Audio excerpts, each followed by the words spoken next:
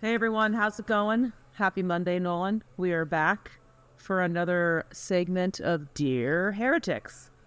If you remember, I'm in a good mood today. This was the knockoff from Dear Abby, right? The newspaper paper column of advice. And I got one last week, Nolan. I think it's a really good one. You reacted to it today. You're like, we got to do this, so this will be good. Yeah.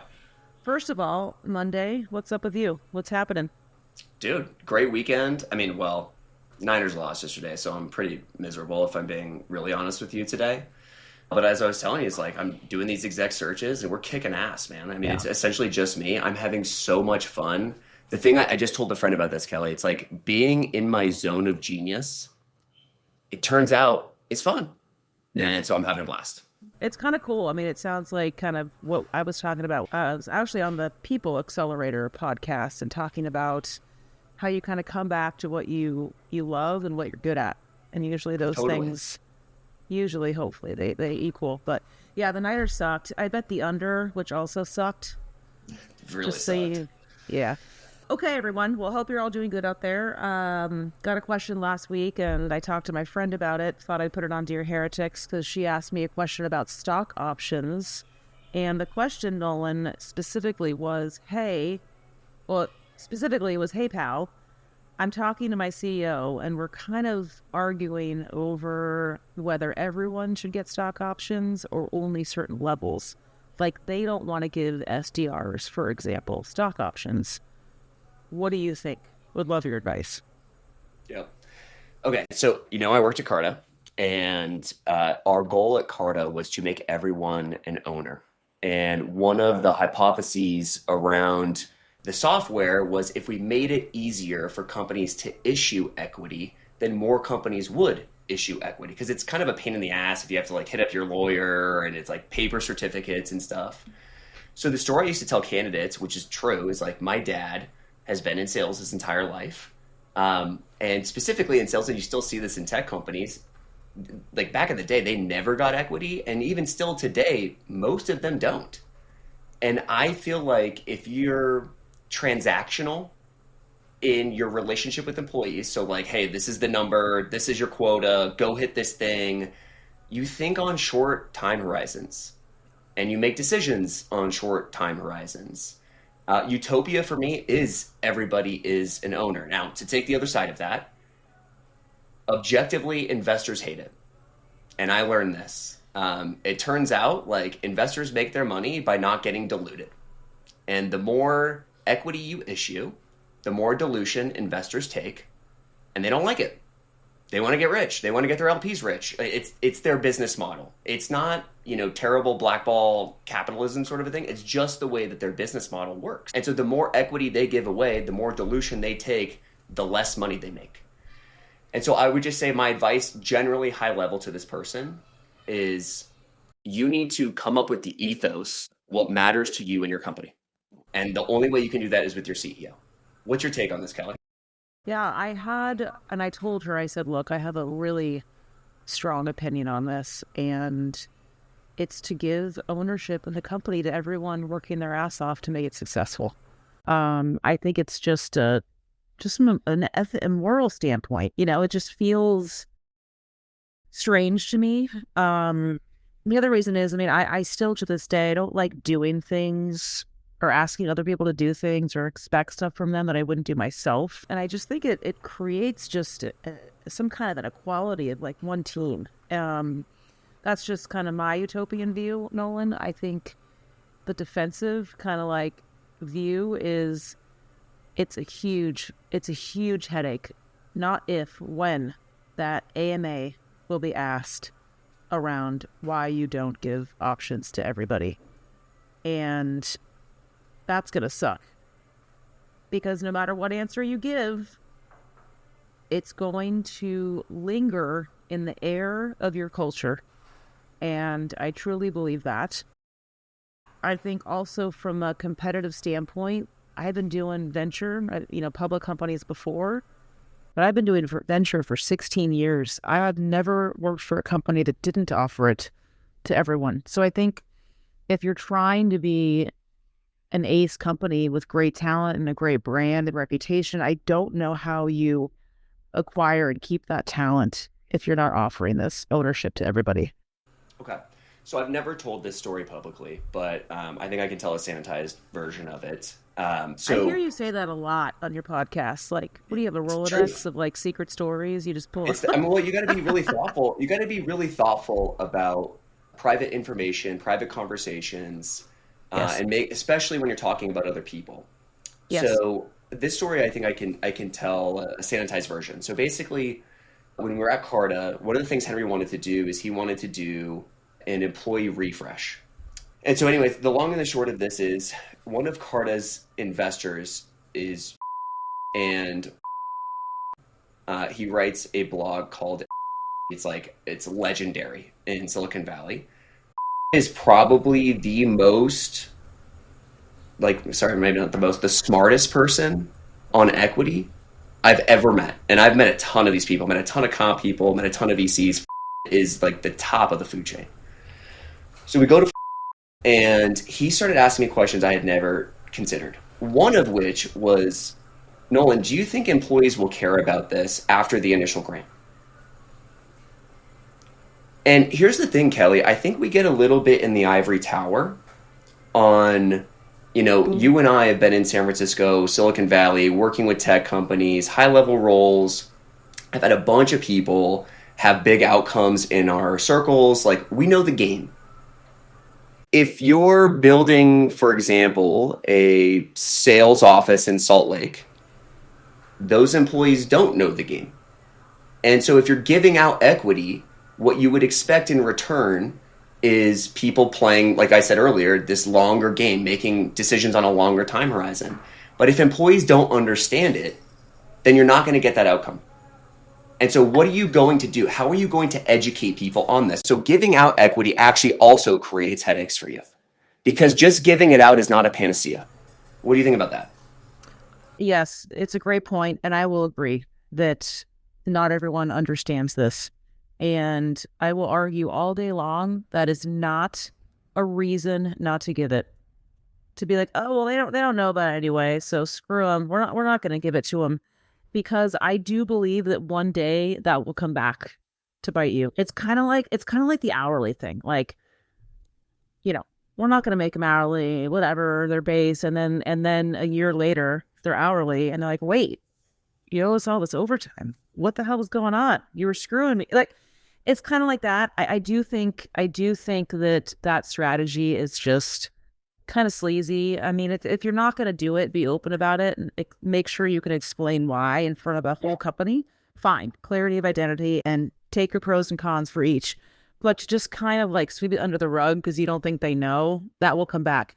The other thing is, also, I do believe this: if you're going to give out equity to everybody, it is more valuable and useful to you if you actually tell them how it works and show them upside scenarios, again with asterisks that say monopoly money. But like at Pendo, we did a bunch of roundtables with our CFO and myself, and we talked all about equity and how it works and upside scenarios. And you know what? People got fucking fired up.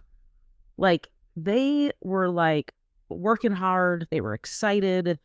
It raised moods. It impacted the culture. Like, all that stuff snowballs, but you have to actually put some work into it too. So, Okay. Where we're aligned for sure is if you give equity out, you must educate employees on how it works. The thing that Carta did that was from Henry, this is in his Better Offer Letter blog post. Henry said in the offer letter, the default value you should assign to your equity is $0. Act like you're never getting anything, live like you're never getting anything, never plan on it. And I always thought that was such a great like floor for the expectation setting for people, because when you do talk about scenarios, all of a sudden people start counting in their head and in their bank accounts money they have not received. So I think that's super, super important. But regardless, both you and I agree, there is work that goes into teaching people about this. And that work, by the way, is never done. It's not like we did a one-time AMA on equity and now it's over. It's like you got to talk about this thing like every 6 months. and remind people what it is, teach them how it works. So it becomes this never-ending body of work, and employees will always have questions about it. Okay, that's that piece. Hey everyone, we'll be right back in a moment after a word from our AI changes how work gets done. Recruiting is no exception. Metaview is the AI platform purpose-built for recruiting. If you're looking to level up your AI adoption and see real impact from intake to offer, it's a no-brainer. Metaview's suite of AI agents works for you at every stage of the hiring process. Their platform powers instant job post creation, AI-powered candidate Q&A, insights on pipeline performance, compensation, and so much more. I've seen firsthand how tough it can be to extract consistently high-quality data from candidate conversations. I've been in candidate debriefs where interviewers told us about their feelings instead of what actually happened in the interview. And I've seen VPs and CEOs block hires because they didn't learn anything from skeleton scorecards. Metaview changes all of that. For every candidate in every pipeline, bring radical efficiency and precision to your hiring process with perfect data from every conversation. Metaview covers all of your compliance needs, works with all of your existing tools, and takes less than 3 minutes to set up. Join talent leaders at more than 3,000 elite companies like Brex, Deel, 11 Labs, and Quora, and check out Metaview. Just head over to metaview.ai/heretics to talk to one of Metaview's product experts or get started for free. You'll be up running and AI-enabled in minutes. The second piece, going back to my conversation with he said, Nolan, how do you plan on accounting for cost of labor differences in different locations with equity? And that was like oh shit. Like I was like, I had not thought about it. We have to go think about this now. What the first question is like, do you do this? So what's your philosophy on different locations and cost of labor? Most companies will adjust cash compensation depending on the location of the employee because cost of labor is different in different markets. Most companies don't think about that for equity, or they don't have any structure around it. Most famously, like Google, up until recently, basically gave everybody Google equity as if you were in San Francisco. I believe that's since changed. So what's your take on that, Kelly? Would you do a cost of labor adjustment on it? That is a whole can of worms. I know. I mean, that my brain just like went light speed through like that, all of that. And I'm like exhausted now. So theoretically, I've never done it. I've never adjusted equity for geo, right? If we just take it on its face, theoretically, you probably should, because most companies now, I do, we look at equity based on dollar value, not just like a random stock unit number. You actually look at dollar values. So on that end, you should do it. On the other end, I'm just going to be kind of negative Nelly here for a minute. Can you imagine all of the administrative chaos, not even chaos, mind-numbing shit show when employees start to complain and move and, well, you gave me this and now I moved and so now I need more. This person, now you got to reduce their equity. Like, how is it driving my life? That is insane. And the second piece of it, Nolan, two other factors that make my brain hurt. One, the long-term nature of equity, right? Cash, cost of labor, you're using it now. House, mortgage, food in that area, whatever it is. Equity could be 10 years out. Like, it's very difficult around that end. Second of all, valuations are always changing and differing. So the dollar value is fluctuating. But there's so many fucking plates spinning with this, Nolan. I don't even know how I do my day job. Okay, so we did it. Now what? I want to go back in house. Yeah, well, I'm telling you, I've just, anyways, on this topic, I have run the experiment. I ultimately think we made the right decision, but the learning is that, so we had offices across the globe. I think we had 9 by the time that I left. And the learning is employees talk. And so we were clear about this. Like, we did an all hands. We told people how we were going to do it. But typically when you do the all hands, you're not saying like, oh, like the cost of labor adjustment for SF to this market, like you're not going to share that information. Nobody shares that information. Like, it's just not relevant. In fact, I think it's distracting. But employees talk and they find out.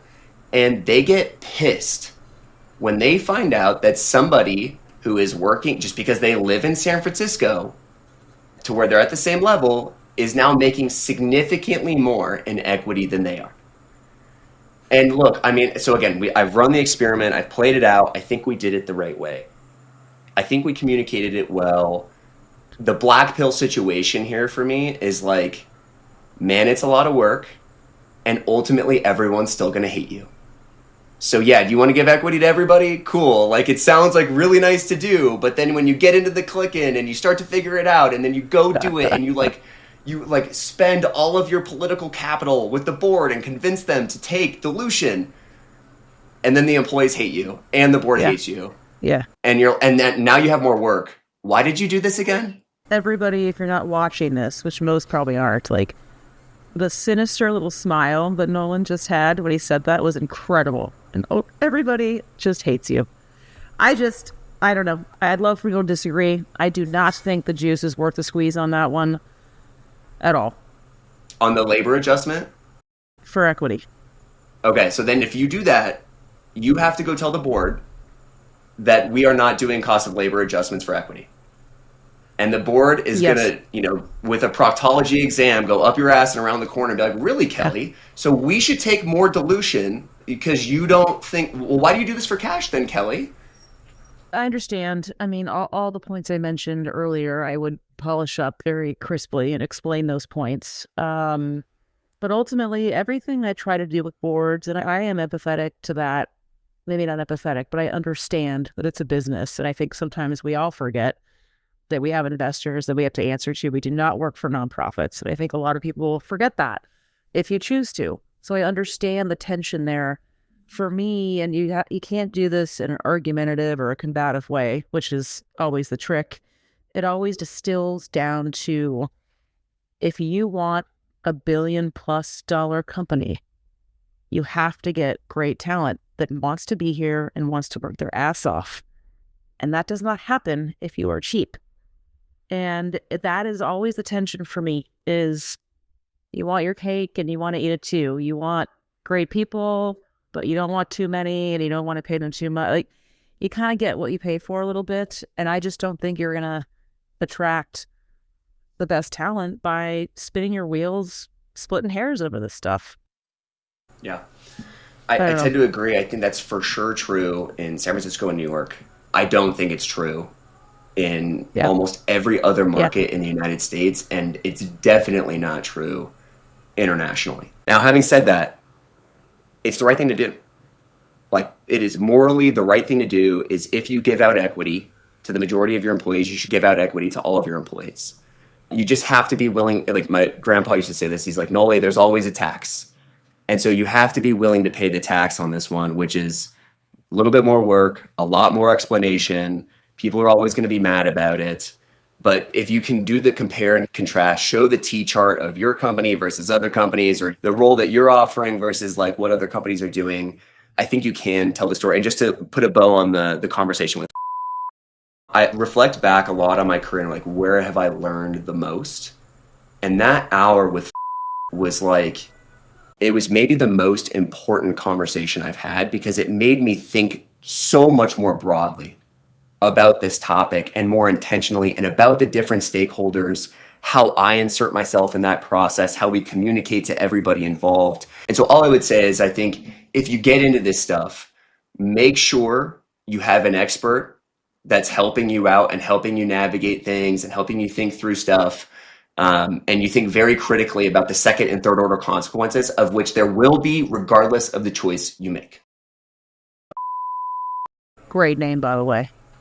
I'm assuming that's a fake name you made up for the story. Is a legend, and I'm so grateful, like, for that conversation and for him helping educate me. Given that he's done this, they invested in.